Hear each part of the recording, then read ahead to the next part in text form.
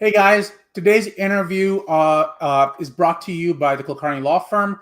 It's about diversity. It's about engaging with patients in clinical research. It's about retaining patients in clinical research. So if these are issues that you care about, if you are in medical affairs and you are thinking about either physician-initiated research or you're thinking about creating your own research, these are conversations you should be thinking about.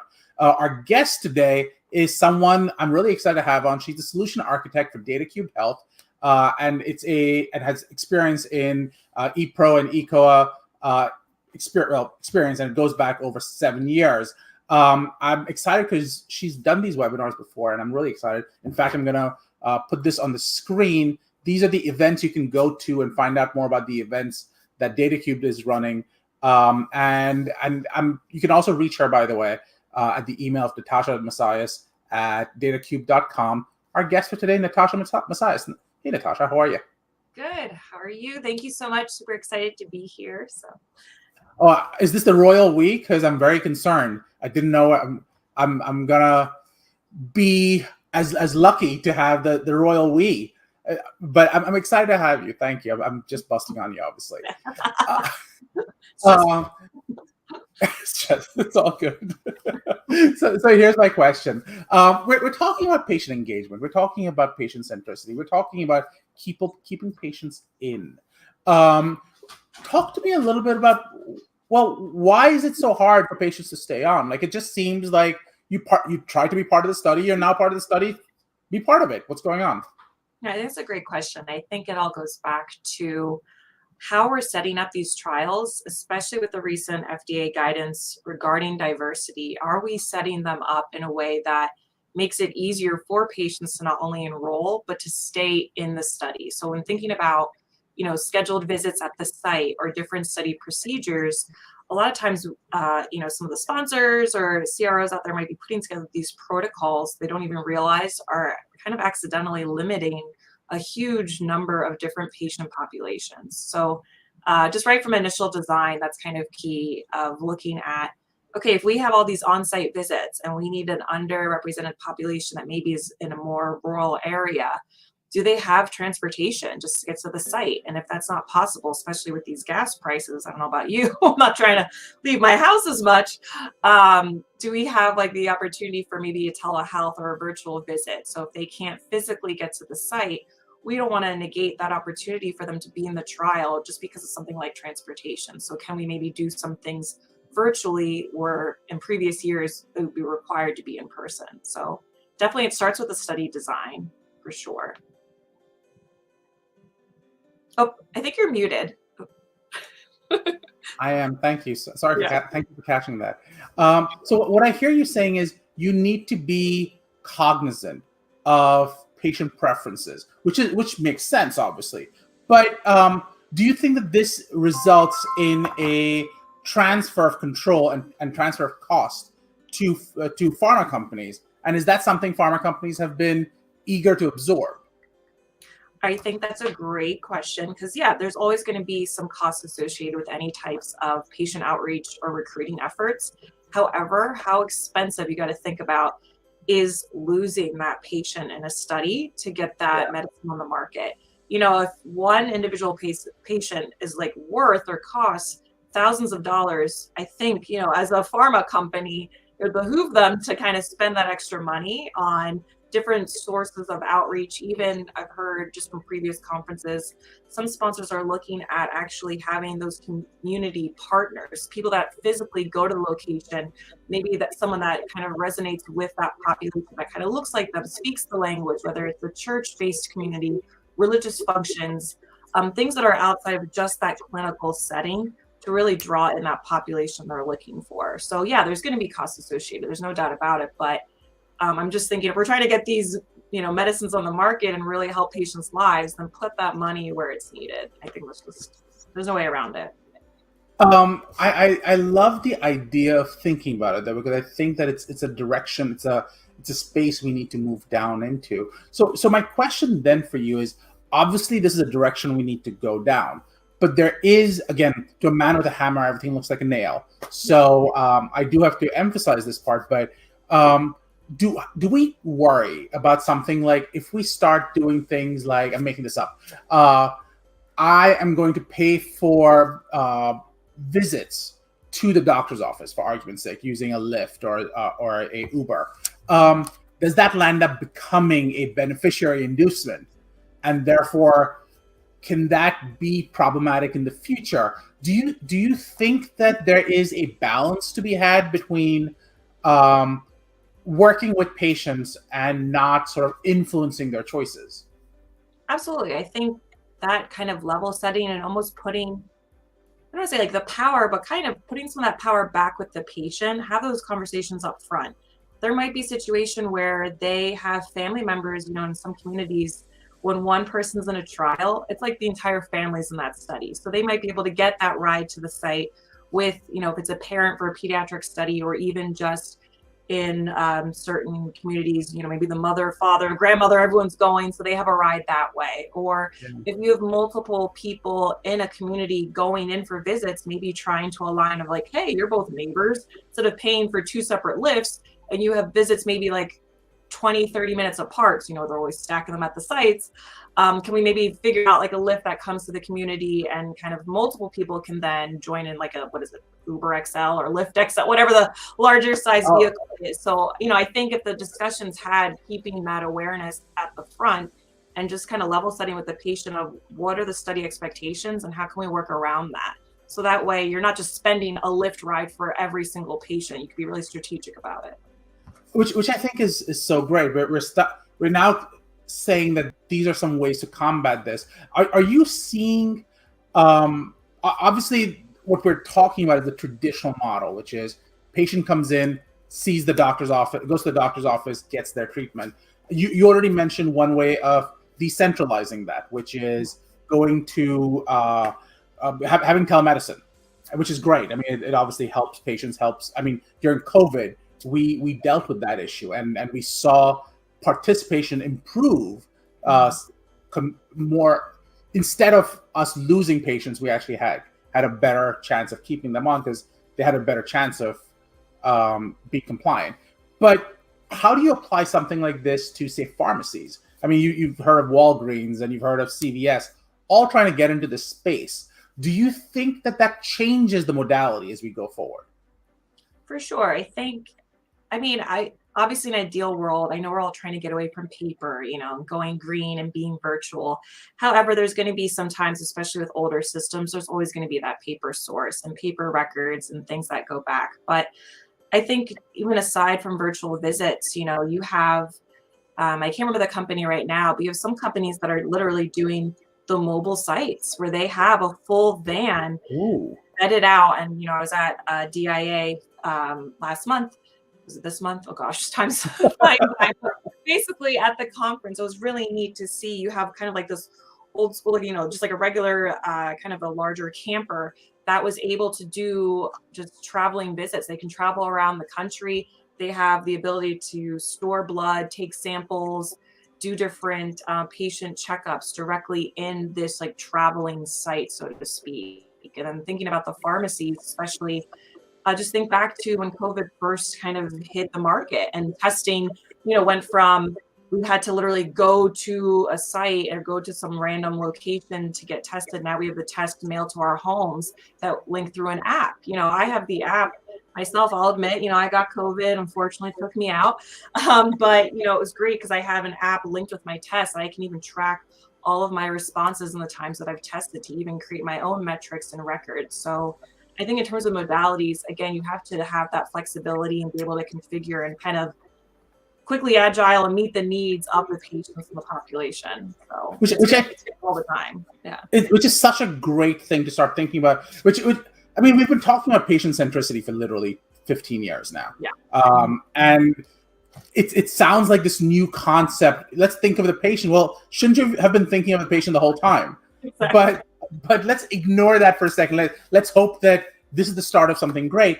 But then let's take this perspective of what patient centricity means right now, and patient sort of engagement means right now. And I still see an element of it being, look at what industry will do for you. And I guess what I'm thinking about is, no one's talking about the price patients pay for that. And an example of that is, you just mentioned, for example, the COVID stuff that you just did, and you're dealing with the disease, and you're tracking your progress, if you will, which is great. That's all great, but what happens with your own privacy? That now some other system has your data, and can you really even, like, under GDPR, you can say, I want my data out. We don't really have those rights in the US. Some versions like CCPA and stuff have versions of that, for example, but it's not a nationwide thing. So as someone who is a patient advocate, as someone who is working and can make those changes, what are your thoughts as you start grappling with the idea of privacy versus accessibility?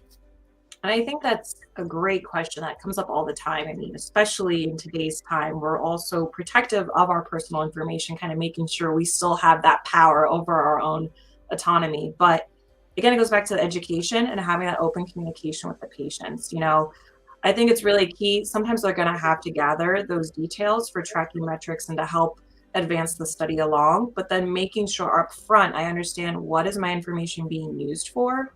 How is it being used? Where is it going? How many times do we get on just like a random website, you're randomly just accepting all the cookies, or I'm just like, yeah, I accept the privacy stuff. I just want that deal, I just want to go shopping, but we see them all the time, all these statements that we ignore, but kind of making sure, especially because this is someone's life now, it should not just be a quick blurb on a screen, really making sure we keep that personalization and having that kind of human contact of not just a little piece of paper, but things like electronic consent, facilitating those conversations, making sure the patient has a chance to ask the questions. I think just education is really key for kind of taking those next steps and kind of filling that gap in.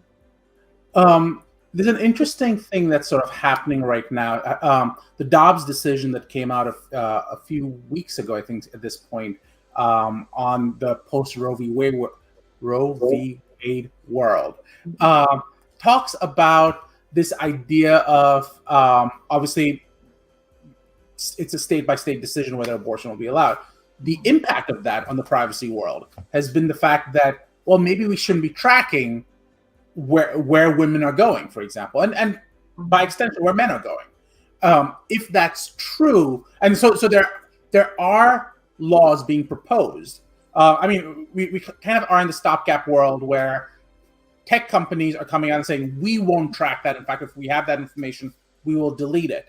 On the other hand, that's really good information. And when I say that, I mean the idea of patients going to, say, a clinic to get their clinical trial done.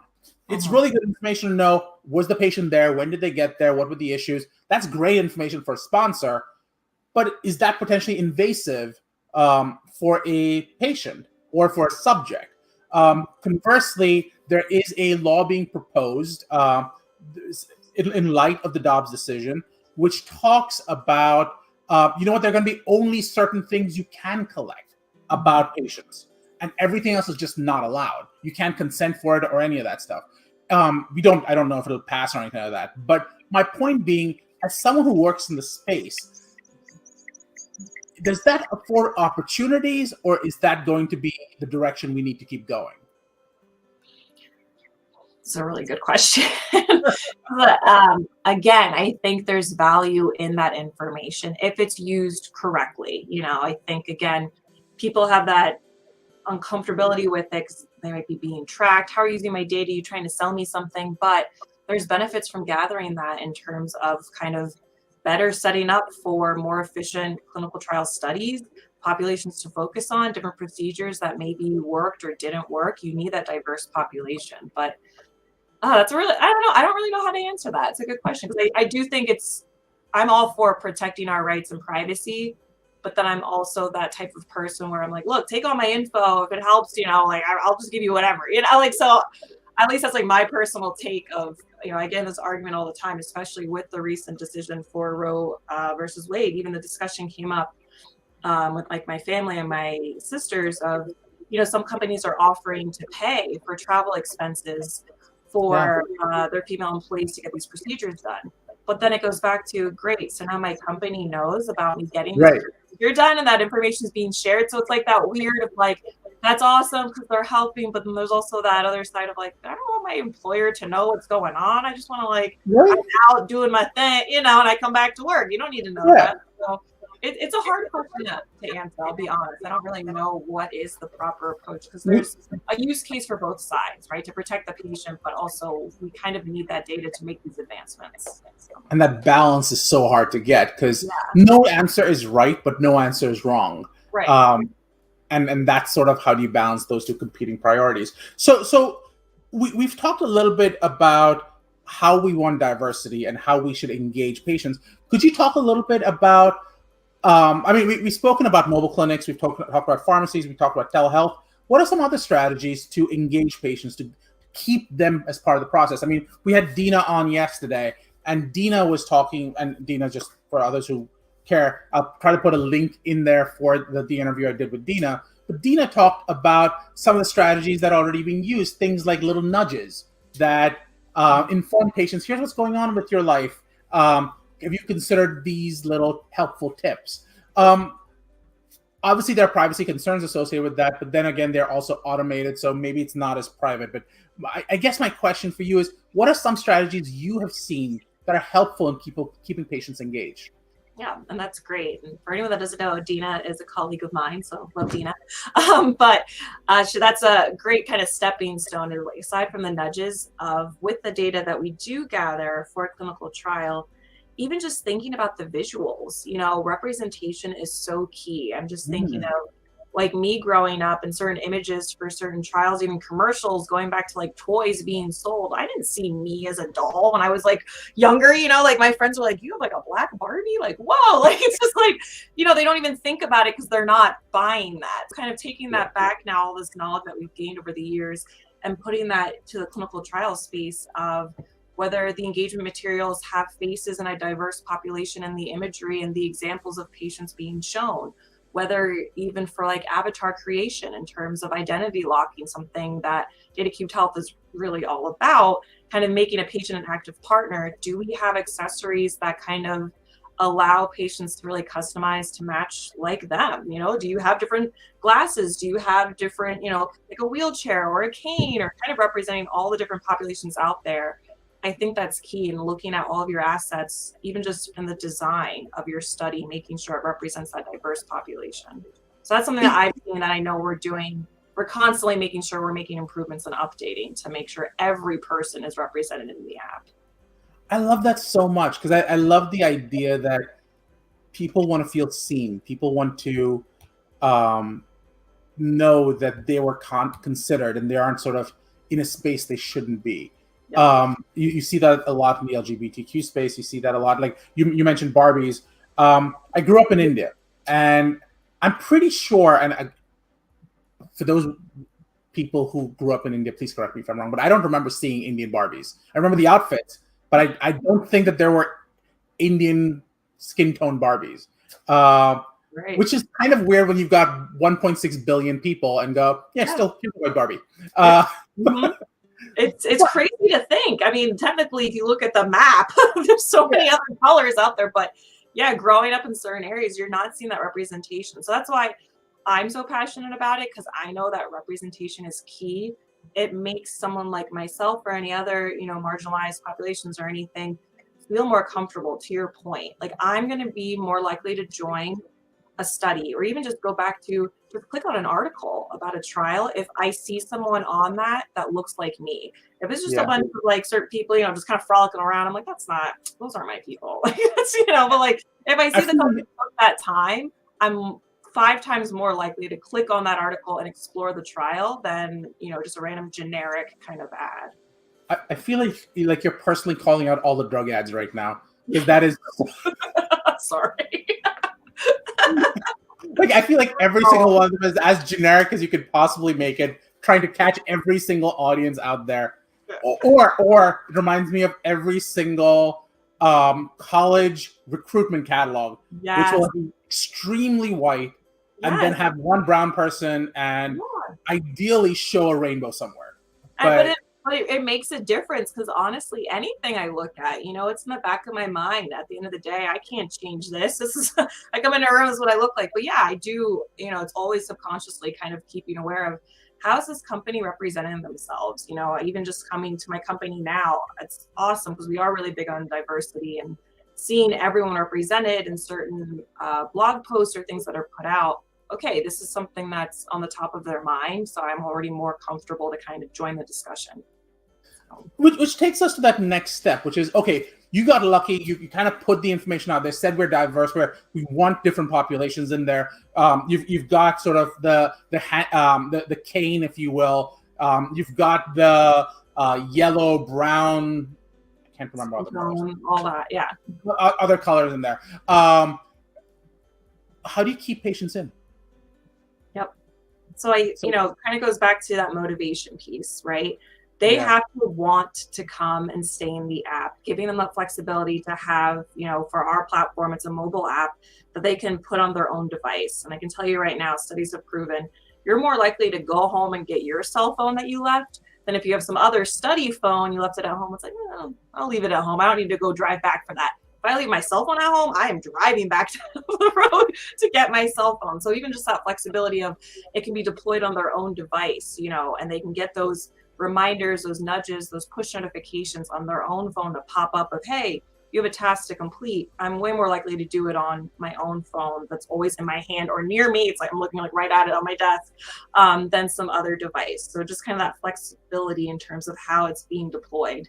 And then also just the reminders and the nudges, as Dina spoke about, making sure, there are sometimes weeks in between, sometimes months really, in between these study visits. So making sure that the reminders are not only going out at an appropriate time, because there's that other side of it, right? We've all heard of the studies where you have a ping every day at whatever time. It's annoying, it drives you crazy, but making sure that, we're realistic in making it appropriate for how often we're sending out notifications, but then also going back to the content that's being used. Is it something that's interesting to them? Am I getting just a random notification of like, cool, thanks, you're in a study? Or is it, hey, here's a reminder, what to expect in your next visit? What are those procedures? Going back to the education piece of setting those expectations and really making sure that patients have all the information they need to feel empowered in their study journey is really key. So aside from just nudges, giving them rewards, so that way you're excited to come back into the app, so you have your avatar, you can further accessorize it with whatever custom kind of,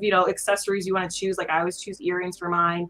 I have 3 cats. I always put a cat on mine, kind of making it your own. That personalization is key. So in terms of engagement, just really going back to what's your patient population, what interests them, what kind of information. If you have a pediatric study, they're not going to be interested in this long article about their disease or condition. They're going to be more into an infographic, more visuals of kind of like different things about their disease. So again, going back to giving patients that kind of onus and that level setting, and also just having advisory boards. We work with a panel where we are checking in directly with sites and patients to get feedback on the app. At the end of the day, they're the ones directly using the technology. We can all talk from a clinical standpoint or pharmaceutical standpoint of like, this sounds like a great idea, but like we're not the person living day to day with these conditions. So what works for them, just taking it directly from them, like what would you like to see, and getting that feedback is also key.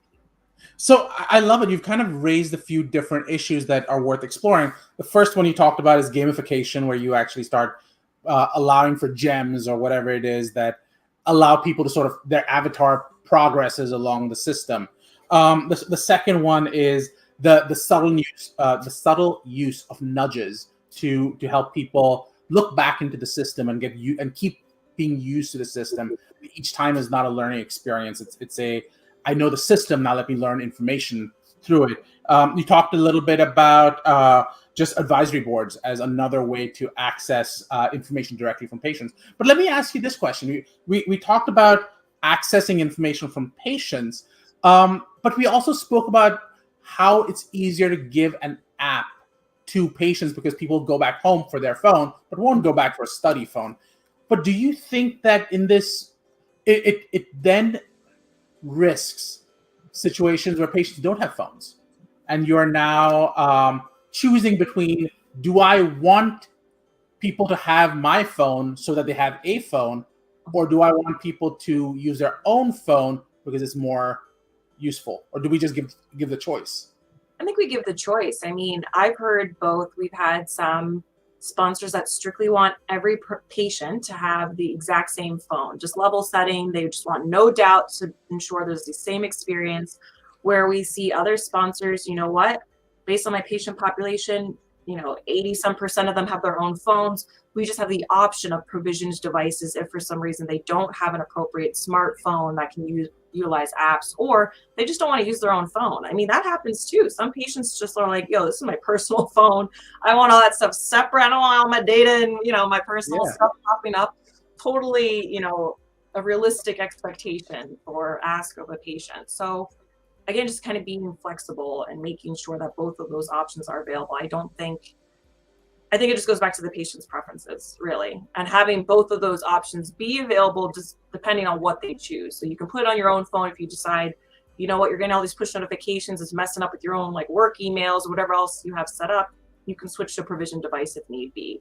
Or do you want to deploy it via a website? Some people aren't even comfortable using a cell phone. Can it be deployed via a tablet, a bigger screen? For some of our more elderly populations, they want to hold that tablet to tap with their finger. A little phone, they look at it, they're like, I'm not going to play with that thing. Like, that's just like I can already think of like some people in my family that, oh, no.